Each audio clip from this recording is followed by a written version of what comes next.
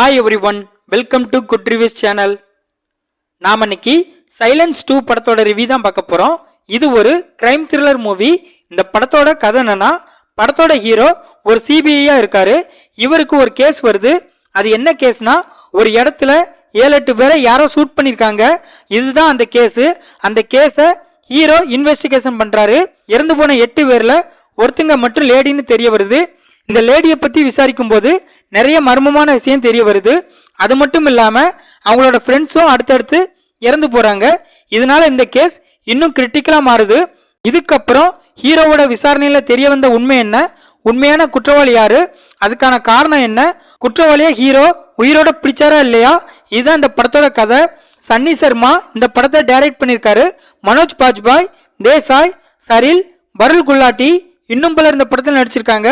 இந்த படத்தோட பிளஸ், படத்தோட ஹீரோவான மனோஜ் பாஜ்பாய் எப்போதும் போல ஒரு சூப்பரான பெர்ஃபார்மன்ஸை வெளிப்படுத்திருக்காரு. படத்தில் நடித்த மற்றவங்களும் தங்களோட கதாபாத்திரத்தை சரியா பண்ணியிருக்காங்க. படத்தோட கதை கிரைம் த்ரில்லருக்கு ஏற்ற மாதிரி பக்காவா இருக்கு. படத்தில் உள்ள இன்வெஸ்டிகேஷன் சீன்ஸ் ஓரளவு விறுவிறுப்பாகவும் இன்ட்ரெஸ்டிங்காகவும் இருக்கு. படத்தோட ட்விஸ்ட் அண்ட் சஸ்பென்ஸ் ஓகேவா இருக்கு. படத்தோட செகண்ட் ஹாஃப்ல நம்ம ப்ரெடிக்ட் பண்ண முடியாத அளவுக்கு சில சீன்ஸ் இருக்கு.